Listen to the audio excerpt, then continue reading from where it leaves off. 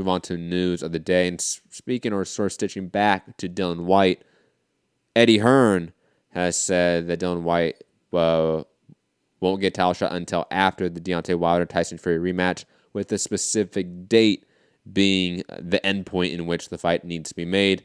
Let's hear what Eddie has to say about this per, I'm assuming, IFL. Yep. That's a shocker. But we're in a position here where if Dillian Whyte beats Rivas, he gets the Wilder Fury winner. But you still box him in December. Yes. He's not going to wait till May. No, of course not. Yeah. Okay. Not ideal, but you'll take it, basically. Yes. I mean, not ideal because life isn't ideal. But if it wasn't Fury Wilder, we would have pushed harder. But the fight becomes so much bigger by just waiting those extra couple of months that I don't have an issue with. Have you got date clarity for Fury Wilder within this resolution? No, only other than what? So if that got pushed... No, it has to... The stop date is the May date for Whyte to fight for the world title. Okay. There's another clip you sent me, Rob. I feel like you're just sort of repeating the same stuff, to be honest. I don't feel like we need to play it. No, I think that had just them saying there'll be a joint announcement. Hopefully it'll be like before the press conference that this is the situation and outline the details. And I think it mentioned the WBC champion versus the WBC interim champion per splits are very nice as far as like Dillian or the interim champion would try. I kind of try to look it up, and the feeling is possibly 60-40 to 65-35 kind of range. But there was a whole weird legalese kind of what the fuck does that even mean sentence. Those are the best, right? Those are the best. I think if you put, like the code breaker, like piece of cardboard with certain letters cut out, if you put that over it, it says you're probably going to get shit on because we're going to make Wilder the franchise champion. I think when you lay the cardboard out with the cut out. You get like the Navajo Wind Talkers from the movie Wind Talkers with the Nicolas Cage, and they somehow piece it together. Yeah. The fighters get fucked. Yeah, that's sort of what happens. I was thinking of what's the speaking of Nicolas Cage, one of the greatest actors ever. When he's the fucking convict on the plane. Oh, Con Air, bro. Con Air, yeah. With the amazing Southern accent that he puts on. Tie your room around the old oak tree. Puff is coming out. No, who is it? He's in his cell and he like lays the piece of cardboard over the piece of text, but because of where the holes are cut out, it spells out Carson City or something like that. I know the scene. I don't know exactly who was in it. I can't remember off the top of my head. I'm sorry. He tells everybody to get out and then the bomb goes off and shit. But anyway, Dillian Whyte, mandatory. If he gets the victory over Rivas, he will be the mandatory challenger. He'll be the interim champion, and he's got a fight. He actually said on a Matchroom boxing video on their YouTube channel, it's May 18th is the date. He kept saying a May date in Coogan's interview there, but he did actually tell Matchroom that it's May 18th. So this kind of seems like it is fucking odd because Wilder is apparently fighting November and February, and then May, and late February too, from Tyson Fury's statement. Yeah. So I'm not sure quite how it's going to play out, but if there's an order, obviously the WBC, they're going to stick by their order or their wording, or I don't know. Or is the Ortiz fight going to happen? There's suggestions that this is being held off as far as Ortiz because they're going to wait and see what happens with Joshua Ruiz, whether that,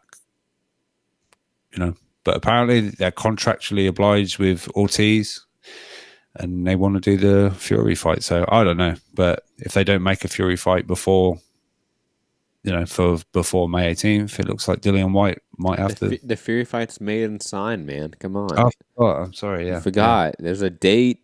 There's probably a secret venue too, man. Like that fight's in the wraps. Like that fight's done. Let's be honest. Yeah, I think it's over here. Yeah, that's funny. I don't think, unfortunately, Dillian Whyte's gonna get the date that he wants. Not because of them not giving him the fight. I do think we will get to a point after the Fury where Whyte does get the fight, but it's going to be in June or July. I think just from a necessity standpoint, like the timing of it's off. So I feel like because Eddie sort of alludes like, hey, it has to be by this date that they fight. No, Eddie knows that if Dillian Whyte and Wilder or Fury or whoever has that belt come to an agreement, go to the WBC and say, hey, we're going to fight on June or July instead of May, you think the WBC is going to say no? No, they're going to say, of course. Sounds good. Same with like purse bids, how like sanctioned bodies were postpone purse bids when they hear two parties are close to a deal. Not even the deal is made, just that they're close to a deal. They will postpone purse bids. So, no, I think, unfortunately, that date is not a hard date for that fight having to be made or / happened by that date. Because that's what he's saying. It's not even that it has to get made by that date. The fight has to happen by that date. That's my only issue with the statement. Because the rest of it, I probably agree with that they've talked to the WBC. WBC has given them this date that's more of a soft date in order to sort of appease Eddie Hearn and Matchroom and Dillian Whyte. And I bet a Deontay Wilder post Ortiz and Fury has probably no issue fighting a Dillian Whyte. Like, his slate's cleared up. I could see AJ Ruiz turning into a trilogy, to be quite honest. And, you know what I mean? Like, I could see the timing just being off for Wilder AJ talks to ramp up. Therefore, Wilder Whyte has to happen. I could absolutely see that. Yeah, I think regarding franchise champions, I think that is part of the wording that they're trying to put into this resolution with the WBC. Like, look, we're not interested in fighting for or claiming the old, what was the full title now / regular. We want to fight Deontay Wilder for the belt. So they're trying to put that in. Like, you go making fucking Wilder a franchise champion, all right? So maybe Wilder will say, I'm not fighting Dillian Whyte. The WWE say, all right, you're stripped. You can fight for a vacant. All right, I'm fighting for the full vacant. Oh, by the way, Wilder's a fucking franchise champion. So who knows? But yeah, just interesting. You know, be positive, Rob. You've been like attacking me for being negative. Be positive, Rob. You know what? Maybe it's this. Jay Willis is bringing up a great point, saying, "Geez, Rob's on the Budweiser on a school day." Yeah, man. Maybe the alcohol has you all pessimistic, man.